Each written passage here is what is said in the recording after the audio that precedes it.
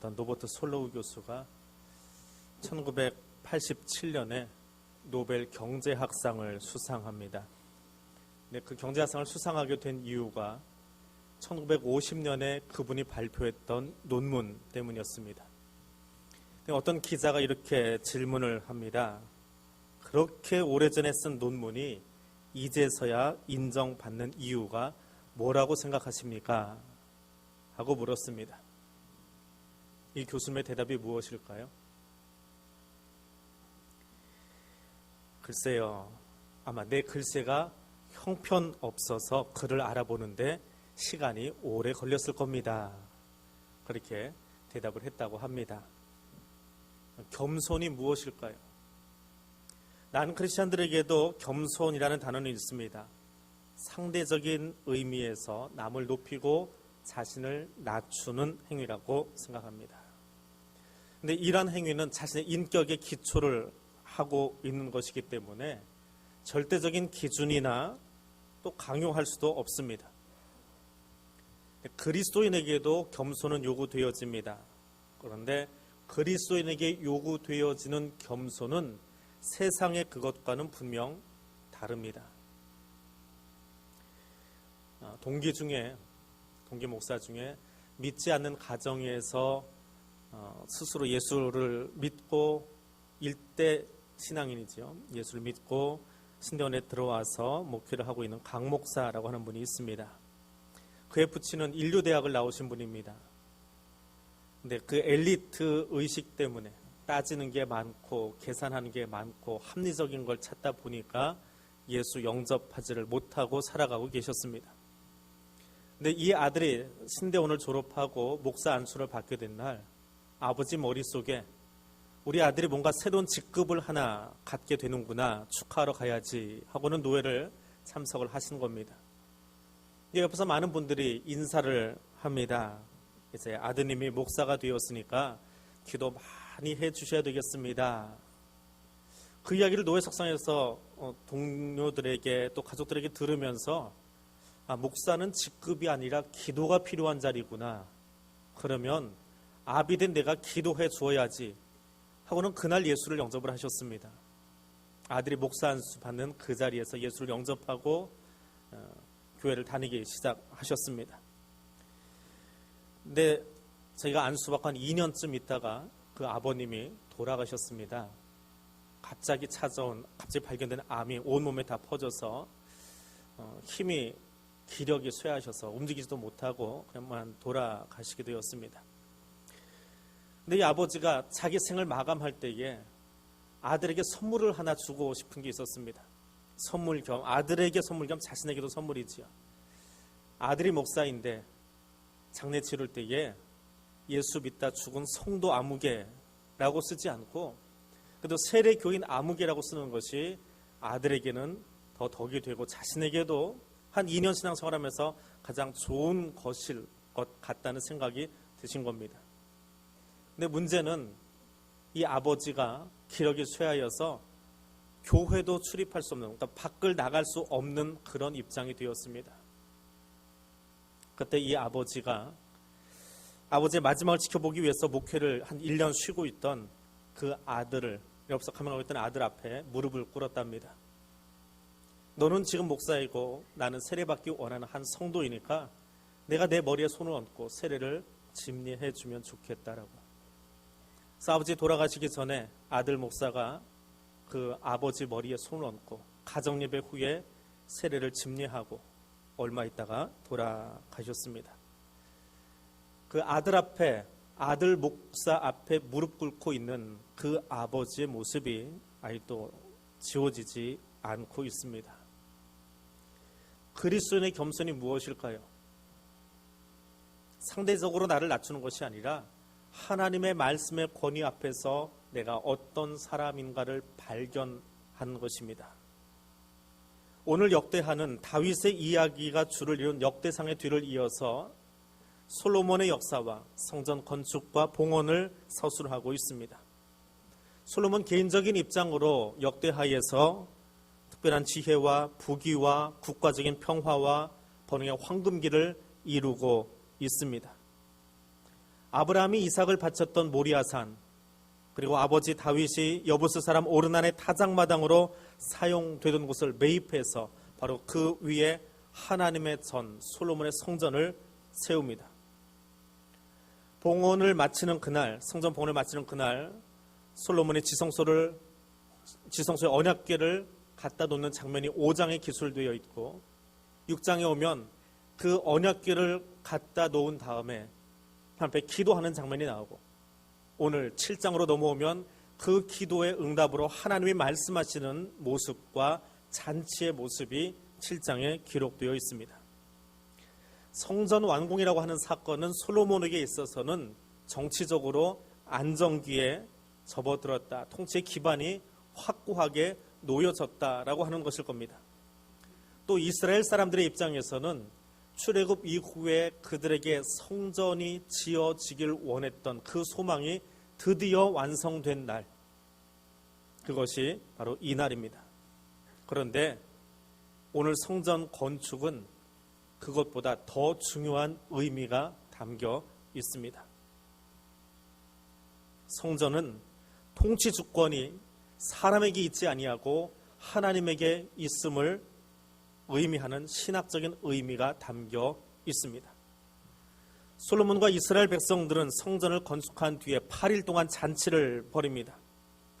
성전 봉헌, 소위 헌당 예배를 드리게 되어지면 그 건축에 수고했던 건축 감독관, 건축위원장, 건축회사 사장님, 또 수고했던 분들, 또 헌물하신 분들, 그분들에게 격려하고 치하하고 공로패가 감사패가 나가는, 그리고 그 일을 함께 주도했던 왕에게 찬화를 올려드리는 그런 잔치의 자리입니다. 무엇보다 성공적으로 아버지에게서 왕위를 이어받고 성전 건축을 완성한 솔로몬에게 칭찬과 축하의 메시지가 쇄도했을 겁니다. 고대 왕권 국가에서 왕이 건축을 하나 완성하고 나면 그것은 그의 기반이 든든해졌다라고 하는, 건축하는 것이 그리 쉽지 않은 일이기에 수입을 해오고 그것으로 역할 분담을 시키고 건물이 완공되었기에 여러 모양의 인사가 그에게 쏟아졌을 겁니다. 이 축하의 행렬이 하맛 어귀에서부터 나일강 애굽강까지 이스라엘 전역에 걸친 8일 동안의 축하 잔치였다고 성경 기록하고 있습니다. 사무엘 때 이스라엘 백성들이 주변 국가들처럼 우리도 절대적인 힘을 가진 왕권을 가진 그런 나라가 되기를 원합니다 라고 요청했는데, 이제 다윗의 뒤를 이어서 솔로몬이 그 강력한 군주의 힘을 가지고 세금을 거두어서 또 원자재를 수입을 해서 성전을 완성시켰습니다. 백성들이 보기에 정치적으로 얼마나 고무적인 사건입니까? 더군다나 그들의 조상인 아브라함이 이삭을 바쳤다라고 알려진 바로 그곳 위에 성전이 세워지고 나니까 그 의미 또한 그들에게는 정말 남달랐을 겁니다. 그런데 이 정치적이고 혹은 개인적인 의미보다 더 중요한 것이 여기 있습니다. 오늘 본문 바로 앞에 보면 13절에 혹 내가 하늘을 닫고 비를 내리지 아니하거나 혹 메뚜기들에게 토산을 먹게 하거나 혹 전염병이 내 백성 가운데 유행하게 될 때에 라고 적고 있습니다. 주목해 보십시오. 솔로몬의 기도를 들으신 하나님이 그날 밤에 솔로몬에게 나타나셔서 하시는 말씀입니다. 내가 하는 일이 무엇인지를 설명하는 대목입니다. 성전은 단지 백성들의 힘을 모아서 건축한 건물이 아니더라라고 하는 것입니다. 백성들은 그 성전을 바라볼 때마다 하나님께서 하늘을 닫고 재앙을 내리시거나 고치시거나 그 일을 하시는 분이 하나님이심을 기억하게 된다라고 하는 사실입니다. 다시 말하면 성전 건축은 그 앞에 무릎 꿇고 있는 솔로몬의 모습을 통해서 이 땅의 진정한 통치자가 왕인 솔로몬이 아니라 하늘을 열고 닫는 하나님이심을 보게 하는 사건이라고 하는 것입니다. 아무리 사람들이 공을 들여서 좋은 건물로 웅장한 건물로 지었을지라도 그것이 중요한 것이 아니라 거기 계신 하나님이 나의 주권자임을 묵상하게 되는 것이 성전의 의미입니다. 하나님은 솔로몬의 기도에 대한 응답으로 솔로몬의 기도가 마칠 때에 하늘로부터 불을 내리셔서 그 제단 위에 있던 번제물과 제물들을 살라버리셨다라고 7장 1절은 증언하고 있습니다. 그것은 성전 안에서 일어나는 모든 일의 주인이 여호와 하나님이신 것을 보여주는 사건입니다. 성전이 완성되었다라고 하는 기쁨만 드러내는 것이 아니라 그 이유가 무엇인지를 알려주는 것입니다. 여호와께서 다윗과 솔로몬과 그의 백성 이스라엘에게 베푸신 은혜로 말미암아서 기뻐하고 즐거워하였다라고 성경은 증언하고 있는데, 그 의미가 성전을 바라볼 때마다, 성전 중심의 예배를 드릴 때마다 나의 왕은 하늘에 계신 하나님이십니다 고백하게 만드는 사건이라는 것입니다. 오늘 여기 우리가 모여 예배 드릴 때에 눈에 보이는 건물이 아니라 내 생애, 내 삶의 진정한 왕이 여호와 하나님이신 것을 바라보고 고백할 수 있는 믿음의 사람들 되시기를 바랍니다. 성전의 두 번째 의미는 하나님께서 우리와 함께 하신다라고 하는 사실입니다. 광야를 지나면서 이스라엘 백성들이 수시로 하나님 마음을 괴롭게 했습니다. 물론 광야 학교에 입학한 초등학교 1학년 학생과 같기 때문에 그럴 수밖에 없습니다. 홍해를 가르고 그 바다가 육지같이 변하여서 건넜음에도 불구하고 3일도 되지 않아서 지도자를 원망하고 하나님을 원망하고 있던 그 일부터 시작해서 하나님이 주시마라고 이미 약속하셨는데도 불구하고 가나안의 거인 족속을 바라보면서 스스로를 낮추고 우리는 메뚜기밖에 되지 않습니다, 투정 부리던 그들의 모습이 있습니다. 믿음이 없어도 어쩜 그렇게 없는가, 우리는 그런 눈으로 바라볼 수도 있는지 모르겠지만 손에 가진 것 아무것도 없는 이스라엘 백성 입장에서는 그렇게 행동하는 것도 어쩌면 당연해 보이는 일입니다. 장자에 나오는 조삼모사라고 하는 이야기가 있습니다. 전국시대 송나라에 사는 한 노인이 너무 어려워져서 국리 끝에 원숭이를 데리고 놀린 이야기다라고 우리는 그렇게 알고 있습니다. 집안 살림이 어려워진 이 노인이 원숭이들을 모아놓고 아침에 밤 3톨, 저녁에 밤 4톨 주겠다라고 이야기했습니다. 그랬더니 원숭이들이 화를 내면서 그렇게 하지 마시고 우리 아침에 4톨, 저녁에 3톨 달라라고 이야기를 했다는, 그것이 고사의 내용입니다. 우리는 이 이야기를 읽으면서 원숭이들의 어리석음을 비꼬고 있습니다. 그런데 거꾸로 생각해 보십시오. 이미 주어진 7톨의 밤을 가지고 원숭이들은 고민하기 시작합니다. 주인이 가게가 어려워서 아침에 3톨 주었는데 저녁에 4톨 줄까요, 안 줄까요? 고민하기 시작합니다. 그래서 저녁까지 그 불안감을 가지고 가느니 차라리 아침에 4톨을 내가 확보하겠다는 겁니다. 그래서 내 안에는 불안감을, 스트레스를 없애겠다는 거예요. 또 하나는 주인은 7톨이라고 하는 밤송이를 가지고 지금 이야기를 하고 있는데, 원숭이들은 주인이 주는 대로 얻어가는 것이 아니라 내가 얻어야 될 것을 그 한계 안에서 스스로 결정하겠다라고 하는, 그래서 저한테 주어질까 말까라고 스트레스 받고 사는 것이 아니라 내가 결정해서 내 결정에 따라서 마음 편안하게 살겠다라고 하는 자주적인 모습도 보이고 있습니다. 그러니까 너무 한쪽으로 생각하지 마시고 반대편에서도 한번 돌아보십시오. 그런데 고사의 원 이야기가 되었건 혹은 심리학자들이 풀어내는 또 다른 이야기가 되었건 두 이야기의 공통점이 있습니다. 미래에 대한 두려움은 사람이 감출 수 없다라고 하는 거예요. 눈에 보이는 것이 중요하지 보이지 않는 미래는 늘 우리를 불안하게 하고 스트레스를 가중시킬 수밖에 없습니다. 결국은 원숭이와 똑같은 일을 하고 있는 우리의 삶의 모습이 보입니다. 2살 혹은 3살 된 아이들에게 10,000원짜리 지폐하고 500원짜리 동전하고 갖다 주면 어느 거 가져가지요? 500원짜리 가져갑니다. 이거 왜 가져갑니까? 이거 들고 가게에 가서 빨리 물건으로 바꿔 먹을 수 있어요. 근데 10,000원짜리는 아이들이 감당하기도 힘들고 이게 가치가 얼마 되는지 모릅니다. 그런데 5살이 되어서도 이렇게 내미는데 500원 선택하는 아이들이 있습니다. 왜 그럴까요?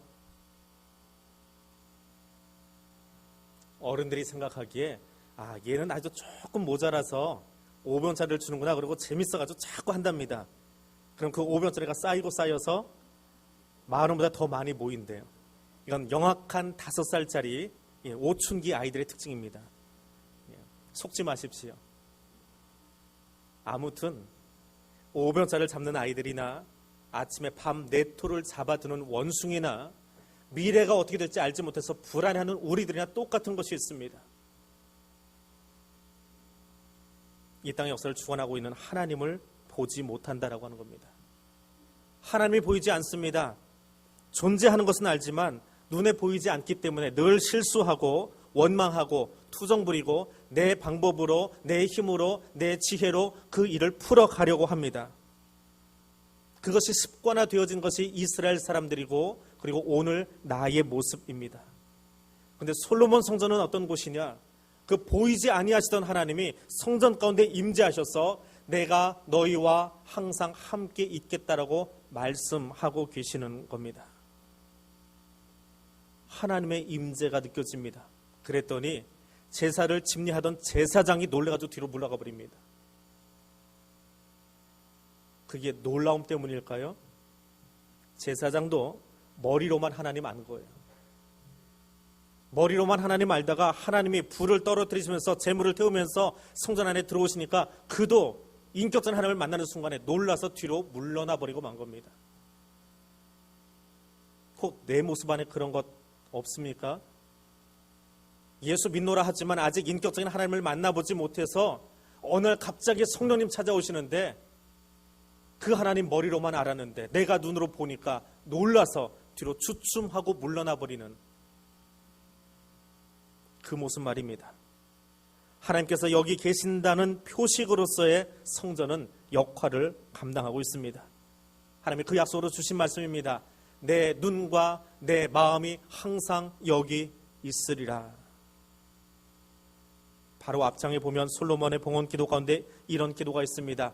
주여 이 성전을 향하여 주의 눈이 주야로 보시오며 종이 이곳을 향하여 비는 기도를 들으시옵소서. 하나님이 그 기도에 대한 응답으로 이 말씀을 주셨습니다. 그런데 그 이야기만 있는 것이 아닙니다. 누가 이 기도를 할 수 있습니까? 하나님의 마음이 무엇인지 아는 사람이 성전에서 그 기도를 합니다. 여러분 예배당에 와서 어떤 기도 하십니까?